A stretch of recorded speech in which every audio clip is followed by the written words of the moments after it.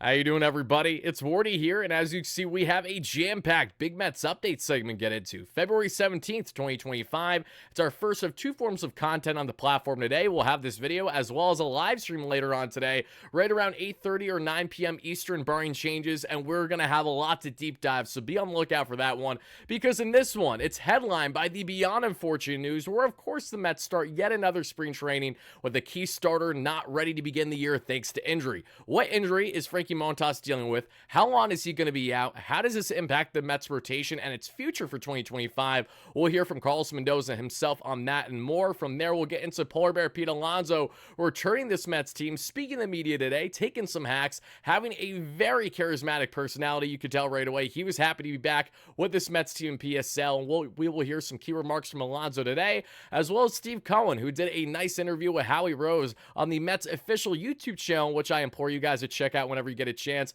We'll go over some keynotes from that. Steve Cohen further breaking down the Alonso negotiation and ultimately his expectations for this 2025 Mets team. Thank you guys so much for smashing that like and subscribe button as your first chime in. It's greatly appreciated. And please let me know your continued thoughts in the comments down below and your further reactions. Let's just get the frustration level, a temperature check right then and there on a scale of 1 to 10. You hear Frankie Montas is down with injury, and sadly, I'm far from surprised. Not that I thought Montas was going to be the guy to have himself injured right away, but if it isn't a Mets start of pitchers and catchers in spring training without a key injury to this rotation, it is a Mets baseball. Every single year for literally the entirety of myself covering this Mets team, which mind you now, we're heading into our 4th or 5th season now, which is crazy. Every single year, folks, we have seen the unfortunate reality, whether it has been Kodai Senga from a year ago, Jacob deGrom the past couple years, you name it, pretty much one of the most highly anticipated starters for a Mets rotation, if not their number one guy, has a tendency to be down before things even really begin.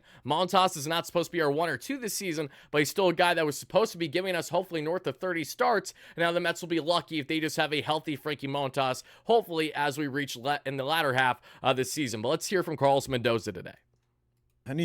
Quick injury report. Frankie Montas dealing with a lat strain. It's a high-grade lat strain. So he's shut down from throwing 6 to 8 weeks. He's on his way to New York right now to get a PRP injection. So that's what we got. Not ideal, folks. So the grades and lat strains, in case you're unaware, pretty much if you have a first grade lat strain, you're going to be okay, right? You might just take it easy for a couple days and then you'll start to work yourself up. If you have a grade 2 lat strain, that could have you out for, a more extended period of time, especially when we look on more of, the weekly basis, but, couple week basis. When we get to grade 3, that's where you're in territory of potentially either having to have surgery or a long ramp up from injury. And we find ourselves, at least at the moment, in the latter of this category, which means Frankie Montas will be out the next 2 months, where he's not going to be throwing at all after having some really good looking early bullpens of spring. Very unfortunate to see. Of course, the only good thing is that this is at least an injury that's separate from the shoulder injury that we saw that he had a year plus ago, which had him out for a good period of time. Ended his tenure there with the Yankees in part, not too great among other things. So Montas is obviously trying to just find his footing back as being a healthy starter in Major League Baseball, but that'll not be this season. So in the simplest way to put this, Mets fans, this is the David Peterson situation. You guys remember when David Peterson didn't return to the Mets until June of last season, but once he returned, he was dominant, and that was great to see. Expect the same, and hopefully the dominance too, with Frankie Montas. The best scenario is that you're going to have him back sometime in May, but all likelihood is that you're not getting him back until sometime earliest probably in June. So with a summer deadline, a return likely to happen for Frankie Montas, in which he's going to not throw for 2 months, and then he'll have a full spring training ramp up through the minor leagues. We know this more than any fandom, I feel like, when it comes to starting pitchers in the rehab and that buildup. We know how long these things take. So I'm not including Frankie Montas in my thought process with evaluating the Mets in the first half much at all this year, and you shouldn't either. But it does leave a great question as to, okay, now that Montas is out of the equation, what are the Mets going to do here? And when asked about this, Mendoza did highlight that, for one, they're not going to even consider a guy like Jose Butto, so don't even think it for a second. Jose Butto will continue to be their go-to starter, reliever, and let that be that. They want him to continue to ramp up as a reliever and not as a starter. In the case of their internal options, obviously, guys, we know them, and that goes on with my tweet from earlier today, and we're going to further break this down later on, so be on the lookout for it, everybody. We're going to do a complete deep dive in tonight's live show on the alternative options for the Mets now that Montas is out for an extended period of time in this rotation, and the pros and cons to each. But you guys know the drill here when it comes of these players, for the most part, you got your internal options right away in the Griffin Cannings, the Tyler McGills, who, if Tyler McGill hasn't found himself back in this Mets rotation for opening day because of an injury, then is it really the Mets baseball season starting? I'm not exactly sure. Another year where McGill may exactly have a path in favor of himself, because Paul Blackburn is going to have a slightly slower spring, is hopefully going to be ready to go for opening day, but there's still both skepticism and optimism on that front as to exactly when Blackburn is going to be back and ready to go for this Mets team. In the case of someone like Griffin Canning, there's been a lot of belief that he actually was the best option of the three when cracking a 6-man rotation, so I'm going with the assumption that Canning's probably already locked in as your number 5 starter. And when we talk about a number 6 starter, that's important, because I know some of you guys are probably wondering, all right, Wardy, and I also would like to apologize. Let me just do this real quick because my hair was driving me nuts throughout this one. This hat doesn't fit me exactly how I like to wear some of my other Mets trucker hats, so apologies for that for a second. But reeling back in here, folks, if the Mets are going to stick with these internal options, right, when you have Canning, when you have McGill, and when you have Blackburn, when you look at the current construction, why would they go with a 6-man? They don't want to deviate from it. And that's what Carlos Mendoza highlighted, that there is no changes. They're still going to be going with a 6-man as long as Kodai Senga is healthy and ready for the season, because the 6-man is heavily reliant on Kodai Senga in particular, which is why the Mets are doing it in part. That and Clay Holmes getting stretched as a starter, having an extra rest day certainly doesn't hurt either in the case of Clay Holmes. But for this Mets team, internal options, we know them there. And out of those 3, I like Canning. I like Blackburn, honestly, quite a bit as a 4th or 5th starter. I think he's your prototypical right around north of 4 ERA guy, but it's a very solid ground ball pitcher. Will give you plenty, 6 innings of 2 earned run outings or so, and that's all I could ask for someone like him. But knowing that Blackburn is not at the same health status as everyone else to the same exact degree, he's going to have a slower ramp up. So it's favoring Canning and McGill when we look internally. When you look at the kids internally, it's Brandon Sproat. But what does Brandon Sproat need to do in order to crack a rotation spot? He needs to ooh and wow these Mets fans and the coaching staff throughout the entire course of spring training. We need to see this guy dominate and be able to handle MLB level batters, because he said it himself that, he needed an adjustment after being sent up to AAA. That was really the wake-up call for him versus all the other leagues he was in prior. Mind you, he started in Single A last season, worked all the way up to AAA. He had a great season this past year. Mets top pitching prospect Brandon Sproat, who touches 100 on the gun. Very enticing with that changeup as well. But here's the thing with Sproat. He really needs to earn that spot where you don't want to rush him into it. And that's why there's still likelihood that unless he really outperforms a lot of guys in camp this spring, he will probably start the year in AAA still, barring changes, especially when you have the McGills, the Cannings that we just alluded to. And then obviously you have all reliable, and that's Jose Quintana. We will talk more on Jose in tonight's show as well, because he's still out there in the free agent market. There's a couple other starters that we'll touch on as well if they're potential fits, but there's obvious reasons as to why a Jose Quintana reunion at minimum for the first half of the season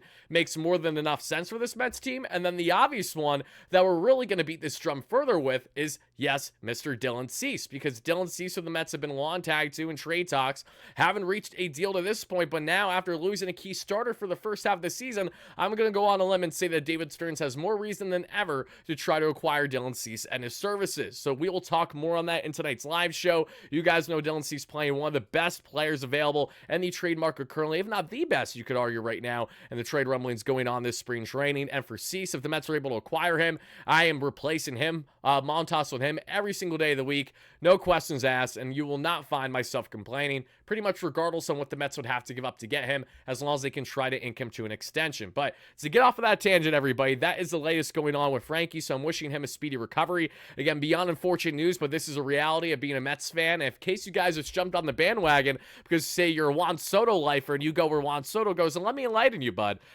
We have been through turmoil, left, right, and center for my entire fandom when it comes to injuries. This is finally the start over the past year plus, the Mets having some consistency. Or yes, injuries still inevitably happen to some key guys. It happens every year. We were without our ace in Kodai Senga pretty much all last season, and we still were just 2 games shy of the World Series. So, and that doesn't at least have you optimistic and confident as a fan in what this Mets team can do, regardless of the adversity thrown their way, then I don't know what will, right? So I'm feeling good about the boys. Obviously disappointed to see this news, but, it's going to be a next man up mentality like it is every single spring training, sadly, or it's going to be adding someone externally, which I'm not opposed to, depending on what that player is going to exactly be. But now, folks, let's transition from talking about our guy and Frankie Montas, well, not so much our guy, but, he's a guy in the roster right now. So getting into the polar bear himself and Mr. Pete Alonso. Guys, let's get into some key quotes I have for you guys from Alonso's presser today. So happy to see him finally back in Queens, and this was one that I posted on my X account earlier that you guys can check out at the WardyNYM. Pete Alonso said it would be fantastic to potentially sign a long-term deal with the Mets after this deal. And one thing that I noticed right away with Alonso's presser today, which you guys can check out on the Mets YouTube channel and SNY's YouTube channel, is how much more comfortable he appeared after the first kind of minute or two of, having the initial back and forth with the media. You could tell that there was a greater comfortability, a little bit of a sigh of relief, and just Alonso better. You could tell that he wants to be here, and that's always a great sign. Alonso also, what I thought was hilarious, and this was towards the end of his presser, on explaining how things were exhausting for Cohen, but not for him. He further replies, with the following: "Oh, well, sorry, Cohen." And I just absolutely love it. Sorry, Steve, rather. He was laughing at, he said LFGM at the end of the presser, which I absolutely thought he was going to. But Alonso, he was pretty transparent in this negotiation, at least in describing some negotiations, and how, the qualifying offer was, a major focal point as being part of the problem. When you look at players in recent years, as he profiles as a 30-year-old, especially a slugger, you've seen recent sluggers and similarity get QOs, and kind of hurts their market. So Alonso just needed greater clarity with the Mets, and obviously he reaffirmed. We'll get into Steve reaffirming as well, who was a driver behind the latest meetings, which was very interesting. But yeah, further comments on Pete Alonso, and also talking about now the potential of playing with someone like Juan Soto. Let's pivot to that real quick. And another big difference just for this year is that you're going to have Juan Soto in the lineup with you too. How much are you looking forward to being a part of that? I'm stoked. Dynamic. I mean, he's obviously, we all know Juan is a phenomenal player, and he definitely makes us better. No matter where he would have ended up, he would have made any team better. But I'm just really thankful that he ended up with us, because it seems like anytime you play against Juan Soto, he has a big hit or takes someone up top or makes a game-changing play. So he's definitely a stud, and we're so happy to have him for sure. Love that from Alonso, again, being as supportive as one can be as a teammate. I have clips I'll show you guys in a little bit of Alonso and Soto chatting it up today, which was awesome to see. And we also saw guys like Alonso, Lindor, Nimmo, and a couple others even take BP today in a live BP against Clay Holmes. Not everyone got a hit, but it was just awesome to see Alonso back out there as well.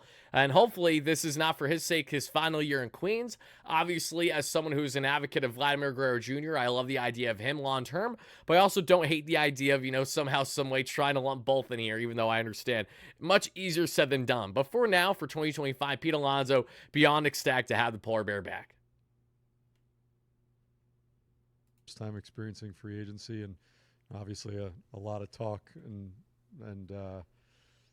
discussion surrounding what was going on with you. Well, I think the overarching theme is don't believe everything you read on the internet. It's funny kind of seeing everything kind of happening, like whether it be on social media or talk like just. I'm sorry, Pete. I hope I didn't negatively impact the negotiation. All I did was talk about everything that was put out there in the Alonso negotiations from start to finish. That's why some days we talked about, okay, latest news and rumors is that the Mets are in active negotiation with Pete. All right, now they're out. Now they're back in. All right, now the Blue Jays like him. Now that was a fallacy. All these things going back and forth. I'm sure Pete saw literally all of it. And I'm sure he was both frustrated and also laughing at a lot of the takes to that fans and people in the media had, I'm sure. Just buzz and whatnot, and kind of what's going on behind the scenes.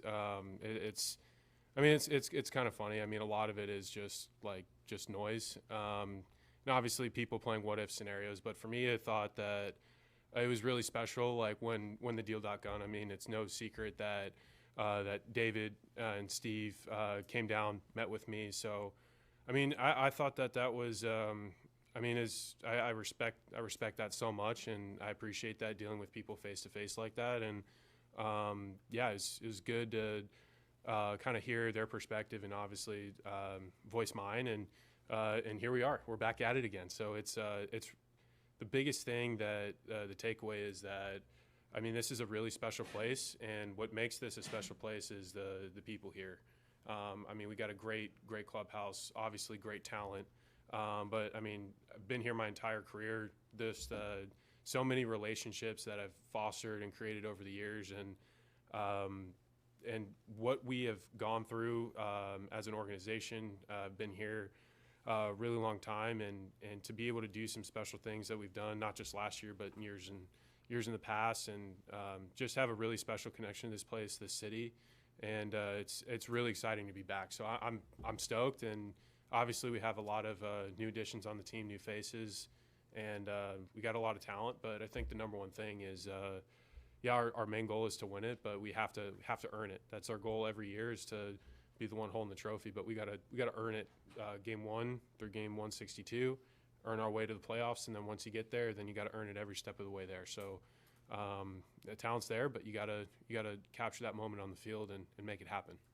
So one thing that I really noticed at the tail end of this is, making sure that you guys are putting the proper effort in to get to where you want to be. Saying something is saying something. Doing something is another, right? We can all talk the talk, but walking the walk is something few can do. And that's what really separates the greats from just the good. When we look at baseball, when we look at so many other things in life. And both Juan Soto and Pete Alonso highlighted how they were pretty much asked, about the Mets lineup, going back to Francisco Alvarez's initial comments. And it's interesting to see how the Yunnin and Alvarez, obviously uber confident, firmly believes that this is the best lineup in baseball because of how much he loves these guys and how much he really believes in them. You have Vientos backing him up as well, but then you have Soto saying, we have one of the better lineups in the league for sure in Lindor, but all having that accountability aspect, right? Always saying, okay, it's one thing to say it, but we have to go out there and actually show it. So I appreciate Alonso reaffirming that, because Alonso not only reaffirmed that, but he also got into a bit more throughout these interviews that you guys can check out on those respective platforms I alluded to a little bit earlier, on both his offensive and defensive game. He said that a big difference from last year this year has really been the mechanics, and especially last year he kind of got lost as the season went on, and there's no denying that he had, not so great of a year for himself. The past couple years have been down years. So he was pretty understanding as well when asked by the media on, why maybe is he surprised on how the market was not in his favor and how teams evaluated him. And he was pretty transparent, at least, in saying, you know what? No, I understand, obviously I want something that's respectable for me, which is why I'm happy I'm getting $30 million as a 30-year-old first baseman to really kind of help retone the market for what it means to be a slugging first baseman, while also understanding that I wasn't going to get really the long-term bag I was looking for, because the market just isn't in my favor because of my back-to-back down offensive seasons from what I feel I can do as a player. And I respect that from Alonso. And this is a big one. Alonso, when asked about did the pressure of the contract impact him at all last season, this is what Alonso had to say. Some players talk about the pressure of a platform season kind of getting in their mind a little bit. Do you feel that affected your performance in any way last year? There's pressure. There's pressure every year. This is the big leagues. And also with being in New York, and last year for us, we wanted to make the playoffs and obviously win a World Series. There's pressure every single year, whether the contract situation, that, all that'll take care of itself as long as you play well. But for me, I felt pressure to perform my best season every single year, because this is the highest level. It's the big leagues.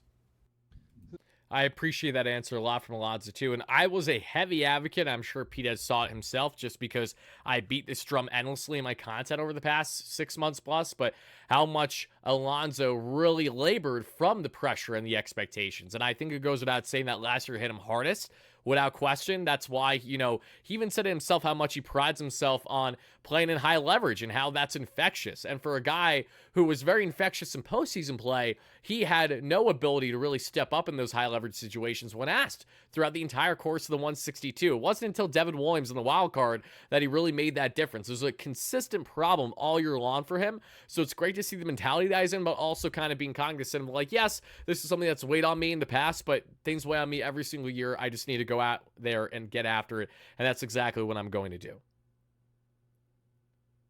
Team goals, trying to get back this year, but for you personally, you've got an opportunity this year to set the Mets all-time home run record. Have you given that much thought, and what would that mean to you? No, I haven't given it any thought. I just think have you given it much thought that we all know, it's been talked about in the media forever, that you're 25 or so home runs away from the Mets all-time record. Have you thought about this, Pete? No, that's yeah, of course I've given it thought. I think that's, again, to be able to have that is special, and to do it in granted, if I stay healthy and go out and do it, if that were to happen, I mean, yeah, that's something I've been thinking about, and to be a part of this franchise in that way, because I mean, that would be really special, and can't wait. Love that. So before we wrap up things on Pete Alonso, we will further talk about him and share some key clips with you guys all later on in our live stream, so be on the lookout for that. But I did just want to show you some other Pete, awesome stuff that we saw, and I also am actually going to mute the audio real quick so that way nothing's running through here. But there's Pete getting some work in there at first base today, doing his thing. Just so happy to see him back. I mean, this was a long and exhausting negotiation process, as Steve Cohen put it. Not so much for Alonso, and it's kind of interesting to see the major differences there. And we're going to get into the biggest difference in the negotiation, maybe leading into that specific final meeting between Alonso and Cohen, but we will get to that shortly. Here's also Pete taking his hacks, and this I will unmute because you guys got to listen to some Pete hacks. I mean, come on. There it is. Love that. Well, I miss baseball so much. Games are back this weekend, baby. Get the hype in the comments down below going. We'll be covering it all as we always do, and post-game live format and in similar format to this, where we will have a lot of days where we do recap videos like this, all that transpired in Mets land, and not only the games that happen, but also any keynotes and big storylines that's going on around the team. Here's Steve Cohen as well, watching BP there, and Mr. Francisco Lindor. You know, just so grateful. One leads to another. And Soto right here. Chef's oh my goodness gracious. I'm like a kid in a candy shop, guys. At least 80 bombs right here between these two men, and Juan Soto and Pete Alonso, that we will be getting this season. If that doesn't get you excited, I seriously don't know what does. It's absolutely electric.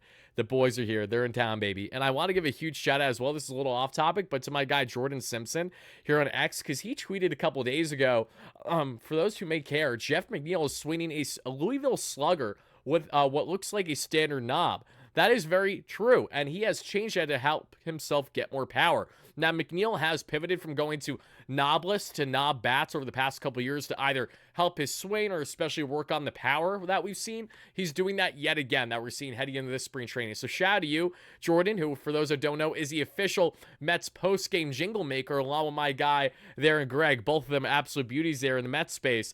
But it was reaffirmed there by Tom Verducci on exactly that, and the bat change and the mechanics there in Port St. Lucie, as he was reporting for MLB Network. So shout out to you, Jordan, for noticing that right away. We all remember the shaved bat. Nope, no shaved bat this time on the knob for Jeff McNeil. He's going normal knob and hoping that that's going to make a difference for him to an early quick start here in spring training. Here's Juan Soto exemplifying his elite right field defense. Not one person has ever criticized the defense of Juan Soto. Said absolutely nobody, but Juan, who's looking for a gold glove this year, I'll see it to believe it, but I'm loving the effort there early. I really am. Absolutely am. Also, this is a great thing to see against Starling Marte and Juan Soto. We're going to talk a lot more on Marte in tonight's live stream, so be on the lookout for that one, especially when it comes to his uncertain future. But now, guys, let's hear some key remarks from Steve Cohen when talking to Howie Rose today. It is very notable on the Alonso front.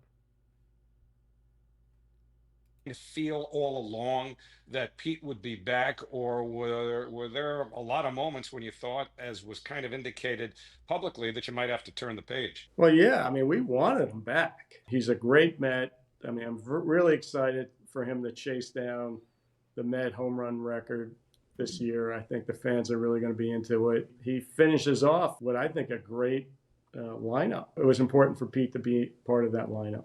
So I guess it finally took that summit conference with you and David Stearns and Pete's agent, Scott Boras, to get it all done with Pete there as well. Well, it was my idea. I just felt that the negotiation had gone on so long. I just wanted to make sure that he heard from us how we felt about him. I just felt like he deserved that respect. He's been a great Met for a long time. He's a fan favorite. And I thought there was a real opportunity to sit down with him and kind of hash it out. And so David and I flew down to Tampa, had a great conversation over a few hours. And frankly, Pete did all the talking. I mean, Scott Boras was there. Really? And Scott didn't say a freaking word the whole time. And it was like, I turned to him, I go, I just want to make sure your pulse is, you know, you're still breathing over there. Okay? Because that's not easy, by the way. Yeah, that was like, I was surprised.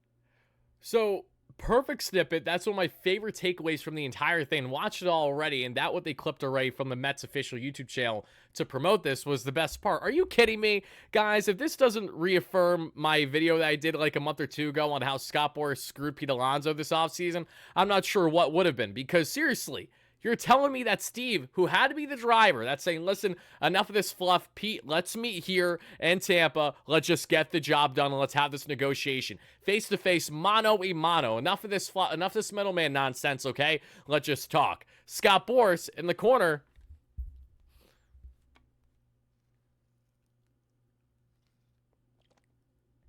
And here's the thing. Scott is not going to say anything, because Scott has no leverage. Scott has no pull in a situation like this. And what I mean by that is Scott needs Steve Cohen. Scott desperately needs Steve Cohen. Scott will not constantly go out of his way to try to put himself in a position where it's going to hurt the relationship. The same way that Steve knows where things stand. Steve can publicly basically call Scott out for being useless in the final negotiation meeting, because it's true. And there's nothing Scott's going to do about it. He's not going to not negotiate with Cohen in the future. He's the wealthiest owner in North American sports right now, at least for Major League Baseball for that matter. So I'm going to go on a limb and say that Scott would love to work with Steve Cohen again in the near future. So for Steve to go out of his way to make that comment was absolutely hilarious. And it reaffirms the thoughts that we've all had with how Scott Boras has been useless, and he absolutely was to a certain degree. He helped in the sense of the AAV, but that was something that Alonso was always seeking, regardless on if Scott Boras was going to be his agent or not. Pete was always pushing for north of 30 mil AAV, especially once he realized that he was not going to at all be getting anything beyond a couple of years on the contract. Furthermore, from Cohen, that really stood out to me is that he made sure, that he was the one who initiated this meeting. And the fact that he had to tell us all that all again is notable, because in just how this process has went from David Stearns, again, having a lot to say, having a lot of control in this one too, but Steve Cohen still having his hands on this thing to a degree, maybe a little bit more than we initially thought, that, he reaffirmed himself in this one, and I think this is a very important quote too. I just want to make sure, check your pulse and make sure you're still breathing over there when talking about Scott Boras. I just can't get over how hilarious a remark that is in that exchange, especially whether he actually said that to Scott as he turned over and said it, or if he just joked about it there with Howie. Either way, an absolute treat. And you guys can check out that breakdown. Steve goes on to further break down on why they made their decision. David Wright, his ceremony, a little bit more on the Mets 2025 expectations. A lot of the things that Steve has kind of already said in the public eye already, but in a nice little format for you with Howie Rose, who's one of the best to ever do it when looking at not only Mets play-by-play, but just play-by-play in general. We love ourselves some Howie Rose here on the platform. But folks, that's going to do it for our show. So thank you all so much for watching, and be on the lookout. We will be live again, 8:30 or 9 p.m. Eastern, in that range. It will be a latest Mets news and rumors segment, more than likely, where we're going to further deep dive the rotation options not named Frankie Montas. How far can the Mets take this thing? How crazy can we get with it? Or will they be staying internally?